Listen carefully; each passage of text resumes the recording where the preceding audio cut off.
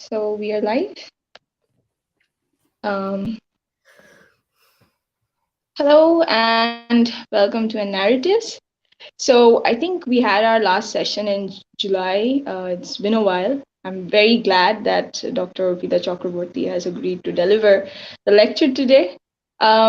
So before she starts, a very quick formal introduction.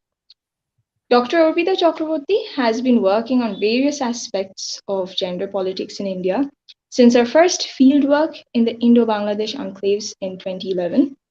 She is currently the principal investigator of a project on how to improve access to services for migrant South Asian women facing domestic abuse in Ireland. It's funded by the Irish Research Council. She has regularly published and lectured on gender, colonialism, and masculinities at Dublin City University since 2015. I welcome you, Dr. Chakraborty. Thank you once again, and over to you. Thank you, Shanchali. And before I start, I should say, and thank you so much for organizing this. This is also my first talk, I think, in a really long time because pandemic happened and then I was on maternity leave and then I started this project in April. So we still haven't been in a position to to basically we didn't have much to talk to or talk about. So finally, I thought this was a good opportunity to just discuss this project with you all. I don't know, can everyone hear me? Because I can't hear Yeah, anyone. Yeah. we Um, can hear you. Okay, perfect. So, and also because I am looking forward to getting suggestions and ideas and any literature that you think might be of relevance for this project, because this is the best help that I can get at this stage. So, moving on with the presentation now, uh, I'm going to talk about this project that I am doing, which is now currently funded by the Irish Research Council.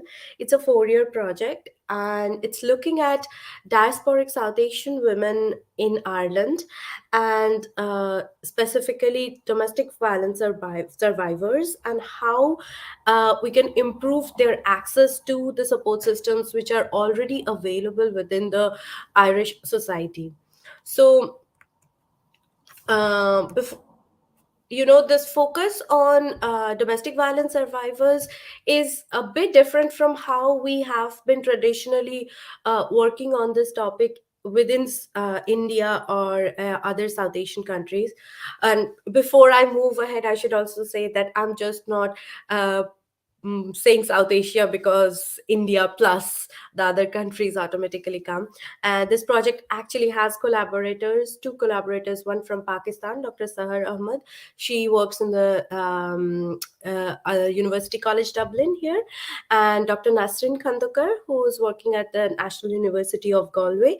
So she is from Bangladesh. And so between the three of us, we work on various aspects of domestic violence, and we thought it's important to look at the barriers that survivors from our cultural background is facing here.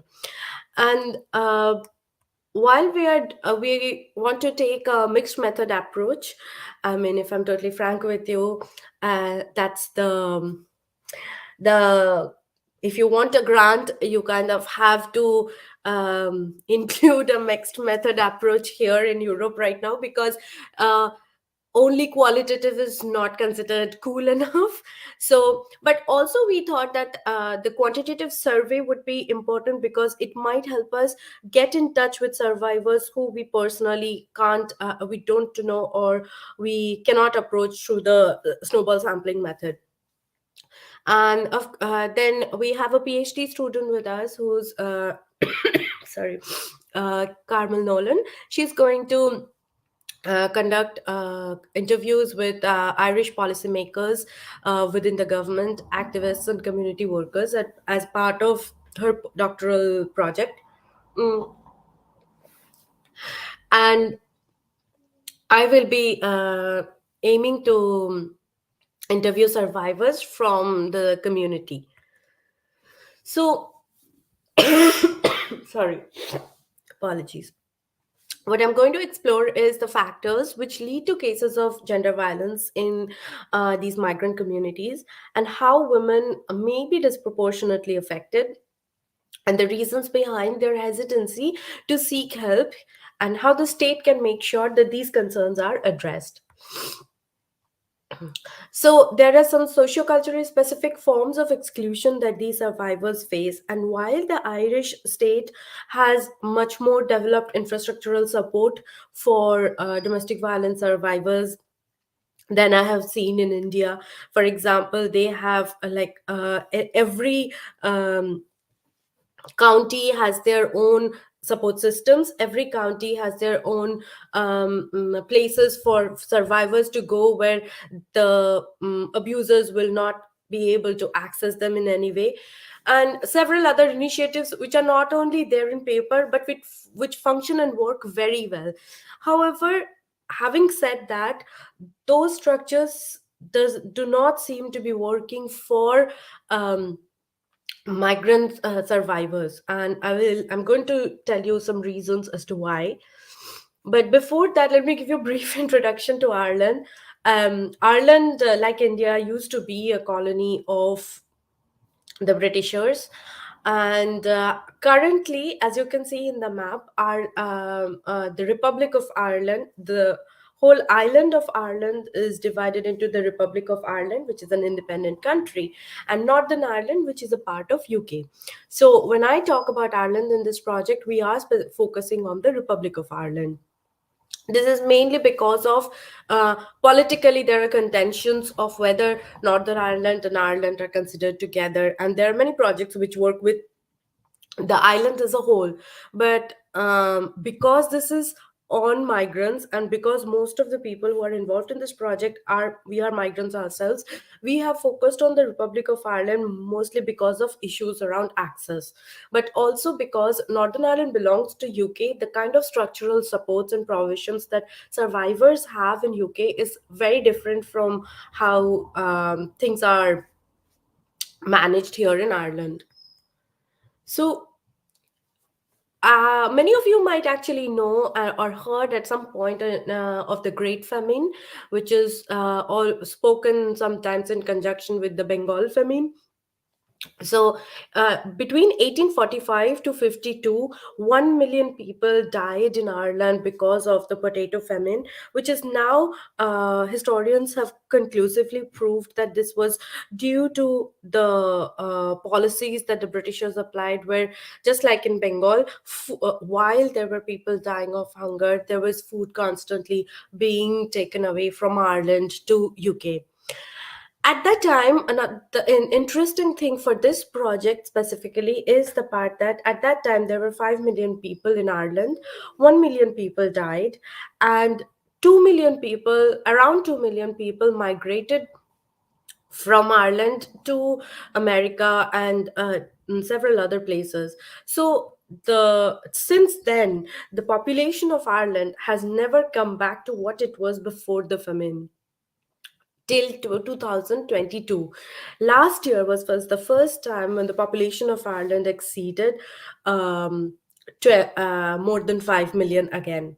So if you look at Ireland, it's a bit similar to Bengal, but not only in size or shape, but also in terms of the population. So if we think about the kind of infrastructural support or the kind of infrastructure that is available to the Irish population, of course, they are in a much better position to make more intricate arrangements.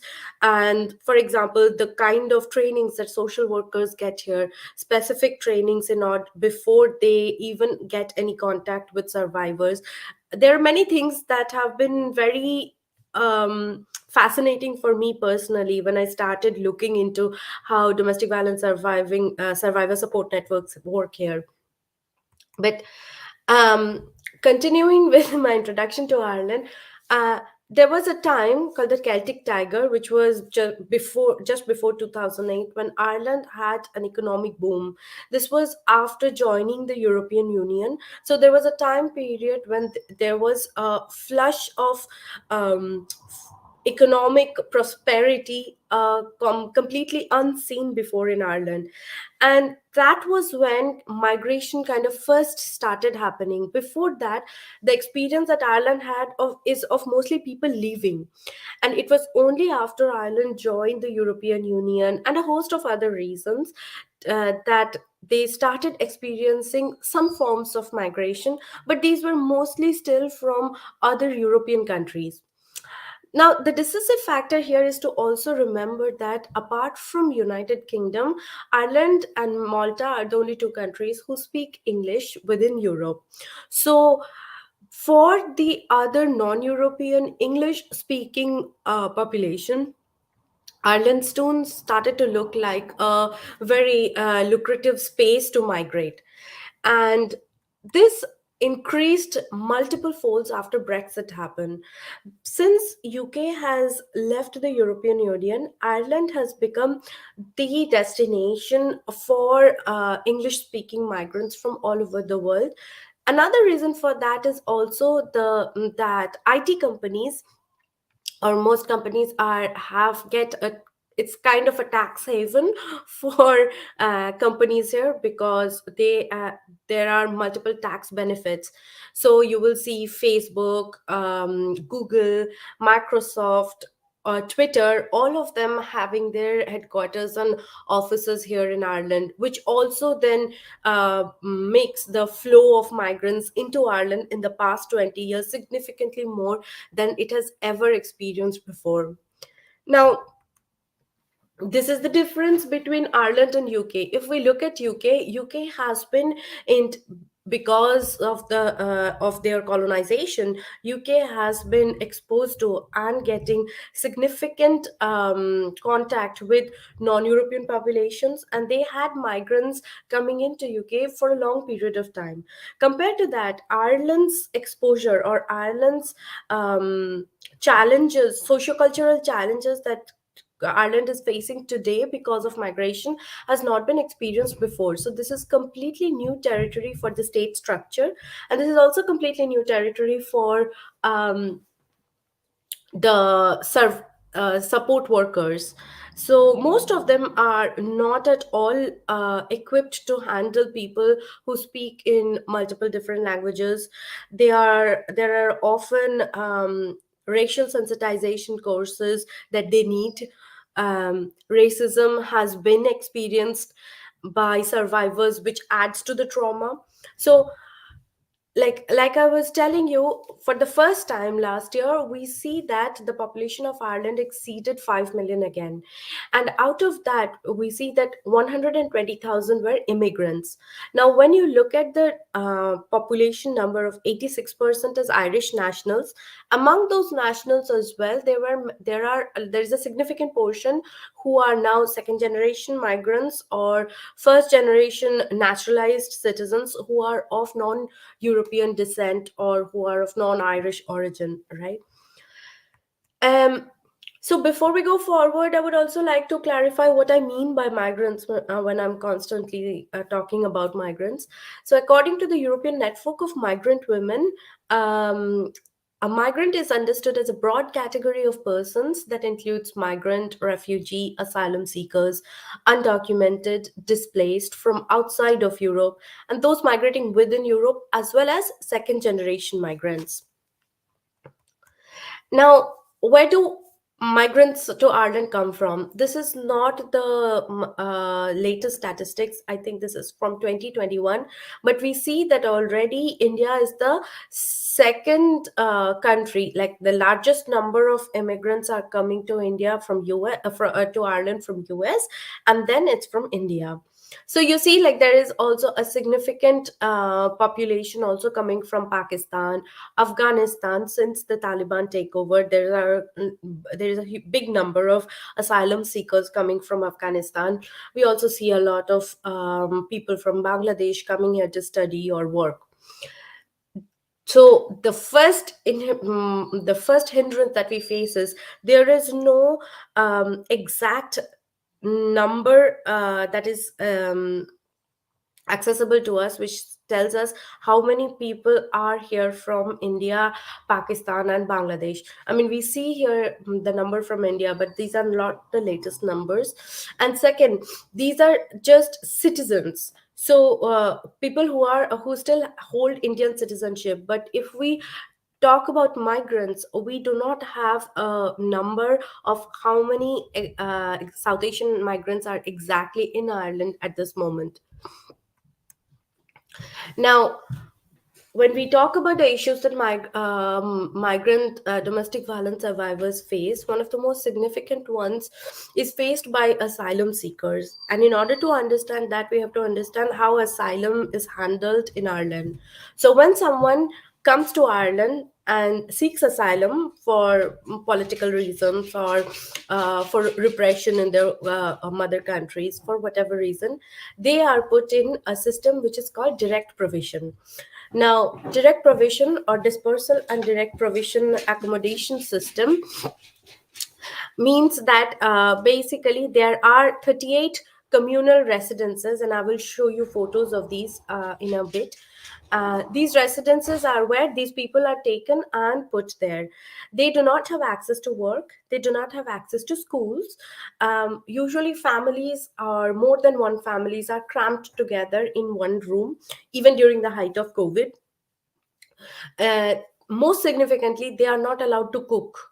So parents cannot feed their children even when they are hungry. They have to wait for the particular time periods when food is being given to them, and they are allowed to eat only that food. So it is a prison system. And if you think about the idea of panopticon, like, and you see the photos, you can see that like it basically seems like these direct provision spaces are very much created like spaces of panopticons. And some centers are very few centers are directly operated by the Irish state, but most of these have been contracted out to private companies, and private companies which are working for profit. So this means that most of the days the food only consists of bread and bread or a soup. These are not nutritious. The people cannot feed for themselves. They are allowed an allowance of a very insignificant amount, insignificant to the extent that they cannot even take a bus to go to the nearest town. And most of these direct provision centers are created in the middle of nowhere, so it is hard for them to even find a way to move themselves from there to the nearest towns. Now, if you ask for how long do they have to stay in situations like this, some families have been in direct provision for nearly 10 to 15 years. And there are children growing up in that system who, despite having living in Ireland, in Europe, they do not have any access to education. They do not have any access to proper medical services. And mental health professionals have said that in direct provision centers, people have 10 times more chances of having mental health issues. So these are effectively prisons that the Irish state is funding and running when it comes to asylum seekers. So what happens, for example, say woman who comes from Afghanistan after facing whatever horrors and difficulties that she has faced there, when she comes here to seek asylum and she's being put in direct provision, and she wants to, like, she's facing domestic violence or domestic abuse, because many of these families, because of things that had happened to the past trauma, many of them have PTSD, and many of them, because they do not have access to mental health services, and they do not have the space or time to heal. Violence is one of the very common issues that are prevalent within these families towards members, and not only of one particular gender, but of like violence towards others within the direct provision center is very common. And it is being used to say that that is used to show or justify the fact that these people are not suited to join local populations, or these people are not suited to live with normal people, normal Irish people. So what happens is that they are effectively brought from one traumatized situation and put through further trauma. But because they do not even have visa, or they do not even have access to the language, many of them don't even speak English, that even when they are facing situations of abuse, they are not able to talk to anyone or describe what's happening. Sometimes they're also very scared to talk about this because they it and very often, very rightly, they think that it might affect their asylum application, or it might complicate the situation further. If police gets involved, it might delay their application process even further. So Vukasin is a friend of ours, and he has been in the direct provision for a very long time. And Vukasin was one of the first also to extensively talk about the mental health issues and problems faced by direct provision centers, because he has schizophrenia himself. So he's very vocal about it. He talks about it continuously in social media spaces. But also, he started this project called Asylum Archives, and he has a website called asylumarchives.com, and you can go look at it. So he was one of the first ones who actually documented the living conditions of asylum seekers. So since 2001, when the direct provisions were first started, there were talks about how inhumane it was. There were court cases of how it violated all forms of human rights of asylum seekers. But Vukasin was the first one who took photos, and he held exhibitions. He showed these photos wherever he could. He uploaded them to the website, and uh, he played a instrumental role in making Irish people understand what domestic violence survivors are in, or what the asylum seekers in general are going through. So this is a domestic a direct provision center in Athlone, in the middle of nowhere, as you can see. The nearest towns have to be cannot be visited by foot. You need a bus service. Buses are not There are not regular bus services available, and even the buses that are available, the fare is too high compared to what the allowances that these people receive. And I mean, when you look at these direct provision centers, you remember Agamben's theory of bare life. Like, they are just basically being allowed to hang on to their biological life with no access to any basic aspirations of living human lives. This is, for example, one of the a family would get one of these. These are almost like sh- what are they called? Shelters. And in the extreme Irish cold, they have hardly any provision for heating, and of course, it's unbearable to imagine that there are children whose entire childhood are being spent in places like these. So now that I've established kind of the situation that we are looking at, if I'm going to talk to you a bit about, like, domestic violence and the lack of support that migrant women face if they are trapped in a situation of domestic abuse. So some of the challenges, the basic thing that the Irish government fails to understand even now is, yes, there are structural support systems available for women who face domestic violence. A lot of advertisement is recently done by the Irish government on how to aim towards perpetrators of domestic violence.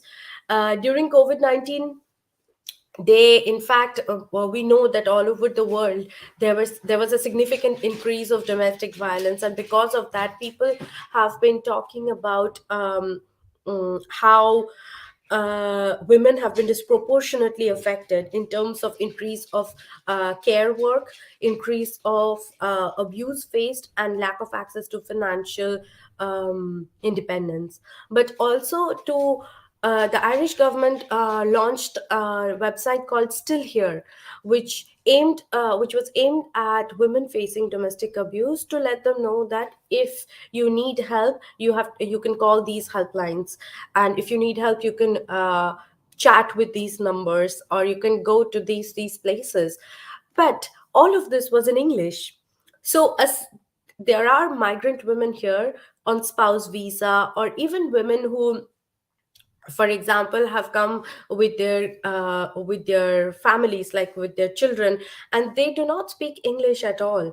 And so this whole special vision that the Irish government had completely blanked out migrant women, did not even think about the needs of migrant women, because translation services, if you go and look at the website of stillhere.ie, you will see that there is not even a translation to Gaelic language, which is the Irish language which was in Ireland before the British came and colonized the space. The other issue was that there are many migrants who came here who are undocumented, and who cannot go to the police because they're afraid that they will actually be arrested and deported, or they're afraid that their um, spouses will be arrested and deported, and then their children will be there will be only them to look after the children. So fortunately, last year, the Irish Minister of Justice, she declared that all previously undocumented migrants can freely go and get documented without any penalization. So she asked undocumented migrants to come forward and legalize themselves. And this was an attempt which is seen to significantly improve migrant women's access to support services.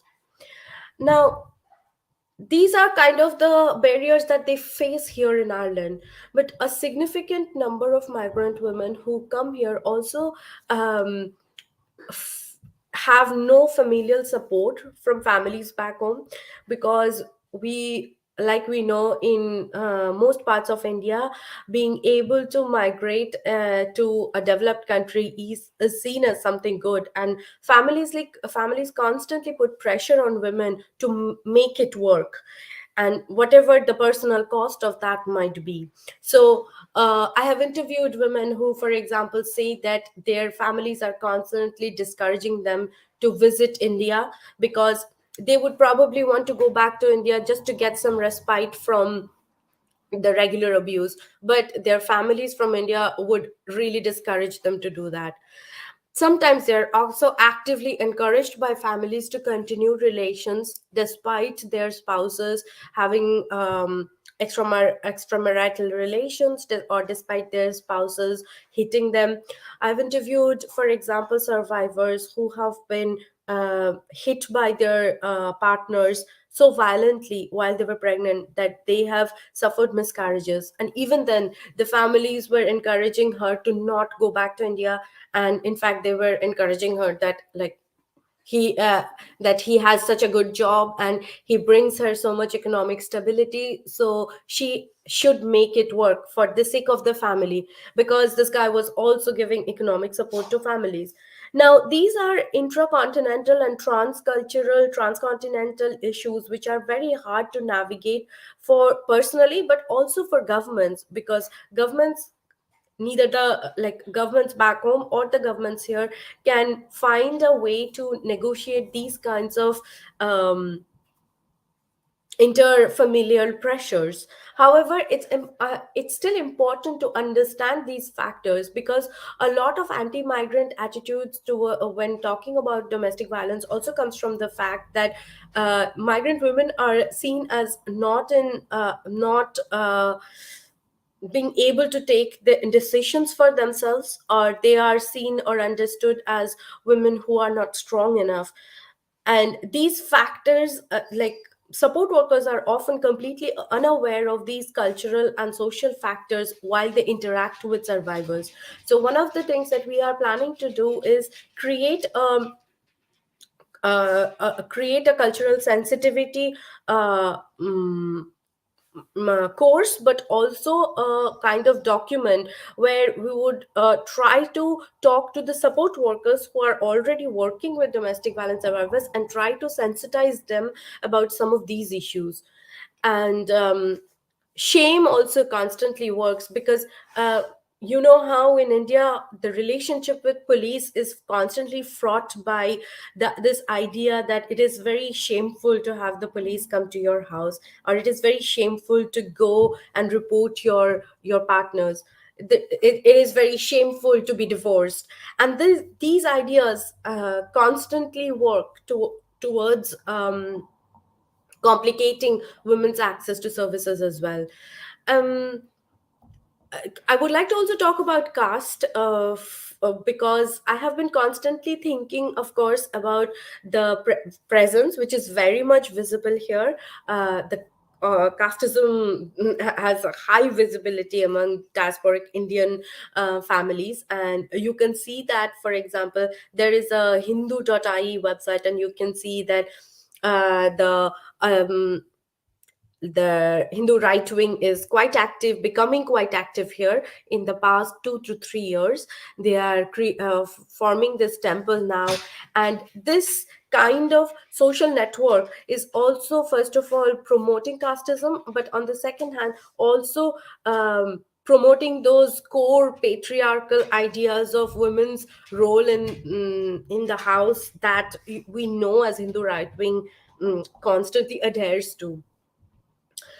And lastly, sometimes it's also what Jane Mountain Smith says, like, the coercive control that people have over families and over survivors. So sometimes it's just that, like, they have been living in this situation probably before they came here, probably since they were back in India or Bangladesh or Pakistan. But when they are here, um, they have a more structured, or a support system which is more readily available. But because of how the relationship has already been, the dynamics of the relationship has already been established, they might not think of accessing them. So in order to kind of circumnavigate these kinds of issues, we looked at UK and how UK migrant networks in UK have been working on this. We saw that, for example, the behenhood, and in UK or Canada or US, there are these informal networks of women who meet up regularly, who try to create a social circle where women will have a safe space. Because many of these migrant women, particularly when you are a survivor of domestic violence, the instinct is always to retract yourself from social situations, so you do not reveal anything accidentally.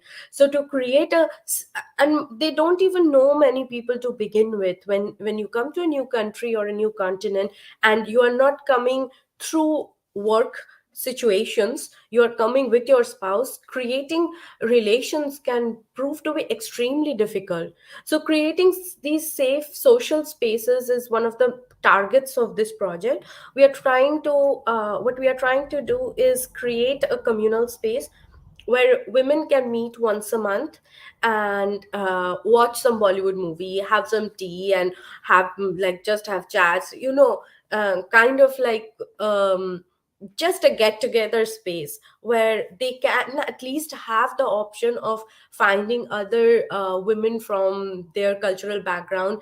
And the hope is that this will then build up to become a space where, if they have the need to talk, or they have the need for someone to support them to go access these services, they will have us to help them do that. If some of them need us to write it's sometimes as some things as simple as writing the email to the support services. So currently we are working with three survivors, and it is very hard to negotiate with this, because first of all, I'm new to this. Also, I'm trying to figure things out as I go. Personal situations also have such an important impact. So the fact that I'm married to someone who is not Indian, sometimes I can see that becoming an influence on their ability to be able to talk to me. So of course there are these situations that need to be navigated and managed, but the hope is that by the end of this project, by 2026, we will have that community space established, and we will have a concrete report of suggestions to make to the Irish government. And because the government has explicitly asked for it, we hope that it is going to make some changes possible. So that's it. Thank you so much for I spoke to you about these two survivors already, but sorry, before I finish, let me talk briefly about the particular situations. So Mandira is someone who has migrated with her husband, and her husband and she, they both work in the IT sector. Her husband is having an extramarital affair. He has been in control of all her bank accounts here. He has her passport. So, and they have a child who is currently 7 years old. And because of the child, of course, I've changed the name here. Because of the child, she does not want to leave her husband, and the only thing that she wanted initially was for her husband to leave the other woman. Now, her husband physically abused her when she was pregnant and kicked her to the point that she had a miscarriage. And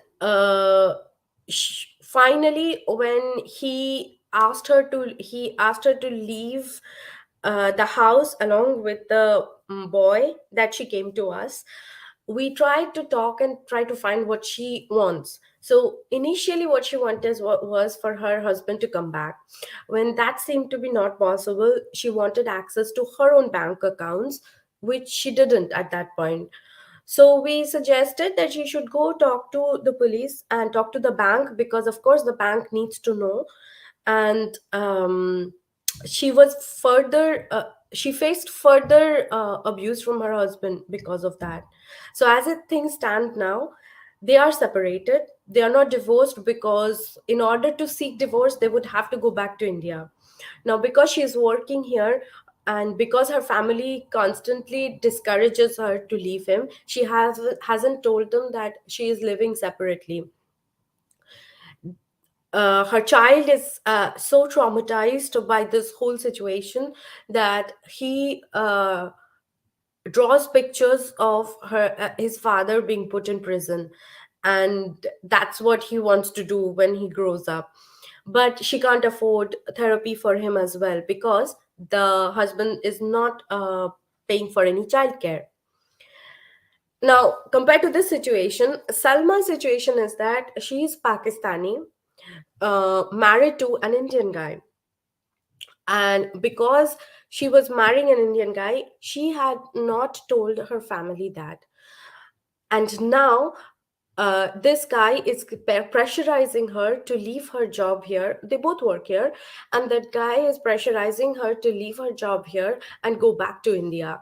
Now she's afraid to go back to India because of the political situations, because of the fact that the family does not like her, because she's a Muslim. She has, in her previous visits, already faced some abuse there. But also she's constantly being threatened that by her husband, that if she dares to separate, he is going to call her family in Pakistan and tell them that that she has married a Hindu guy, an Indian guy, more importantly. So there are like these situations call for such unique ways to address them, because here Salma is financially independent. Money is not the problem. The problem is separation cannot be made without further traumatization, and without like she's afraid that she would be left alone without a husband, without her family talking to her, alone in a new country, but she's also afraid to go back to her own country. So these kinds of unique situations that migrant survivors of abuse face need very distinctive sociocultural understanding, and that seems to be lacking in the Irish government currently. So that's where we aim to help or contribute. So this was my initial introduction to you about the project. I would love if you have any suggestions for me, or questions, or even if you know of any academic literature that might help in this respect. Thank you so much.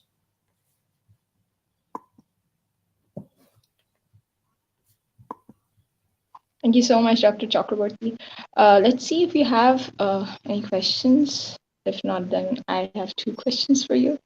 Um,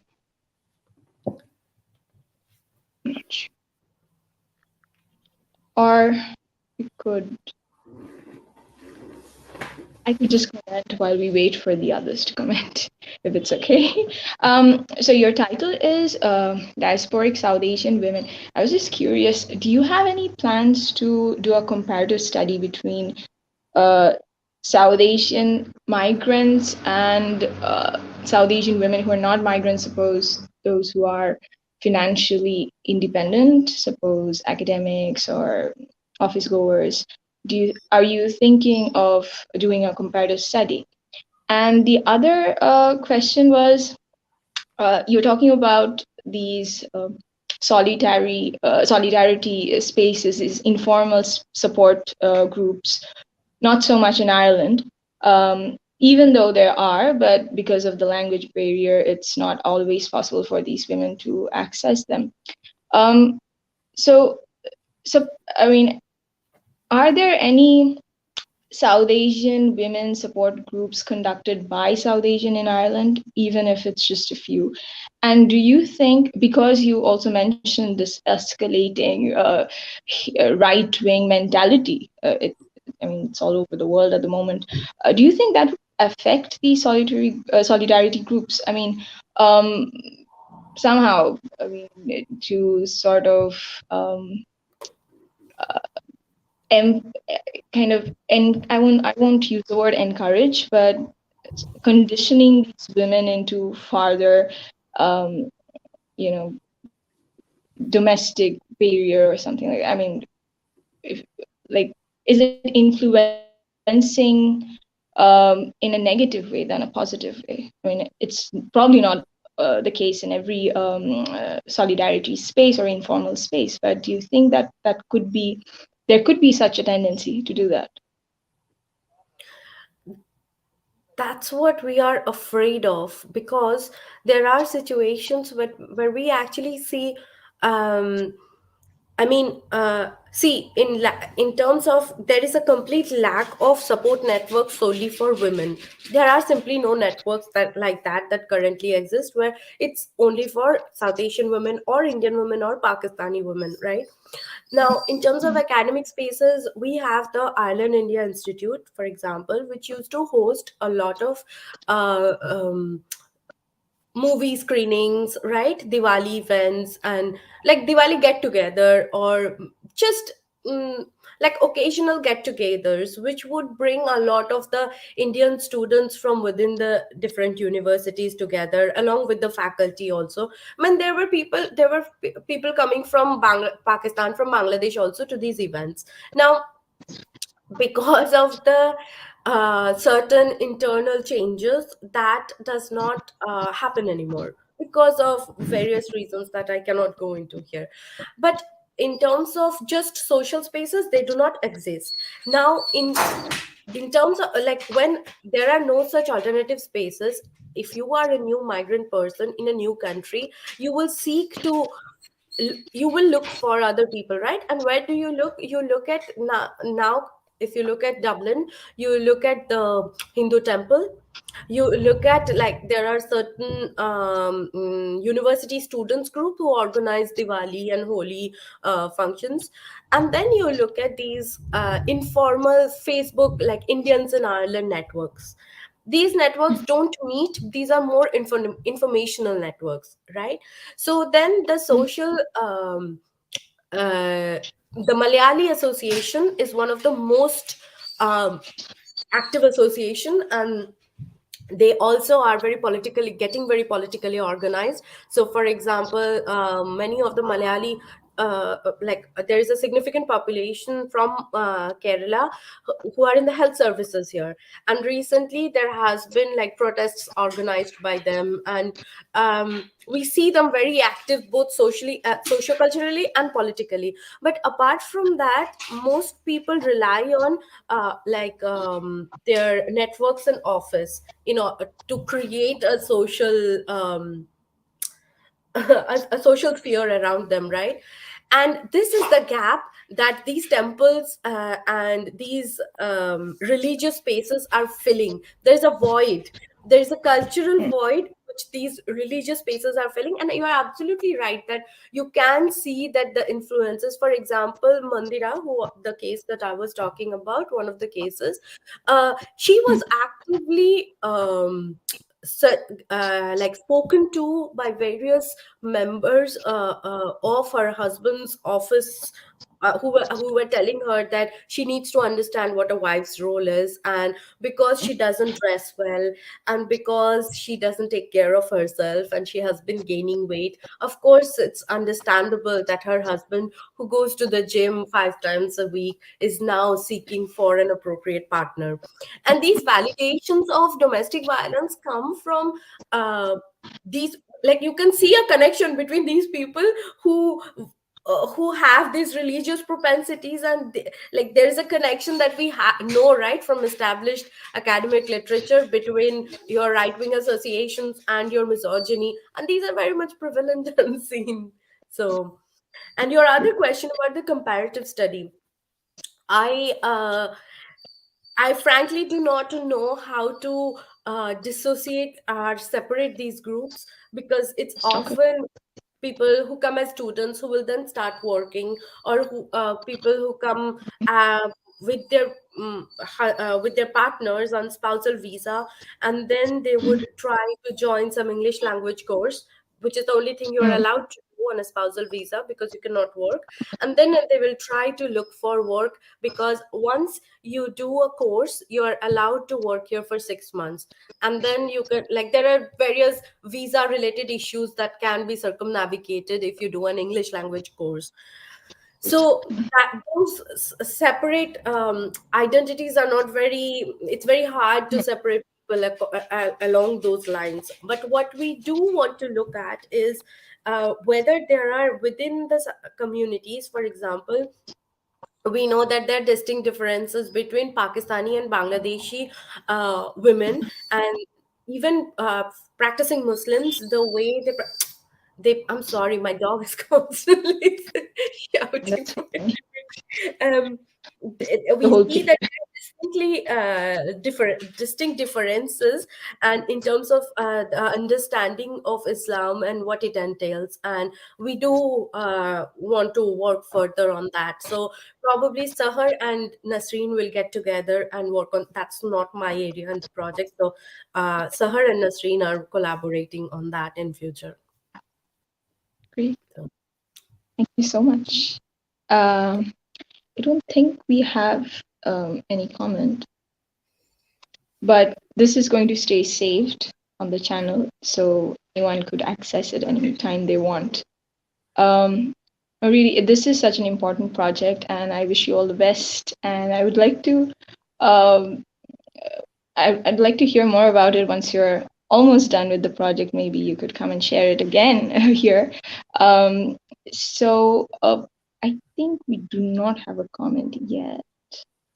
Um, well, thank you so so much, Anjali, for organizing this. Also, it helps sometimes to just um, put your thoughts out loud. Yes, if I see any comment in the YouTube channel, I'd definitely share it with you. Thank you so And much. okay, on that note, thank you so much, and thanks to Bye. all listening. Thank you.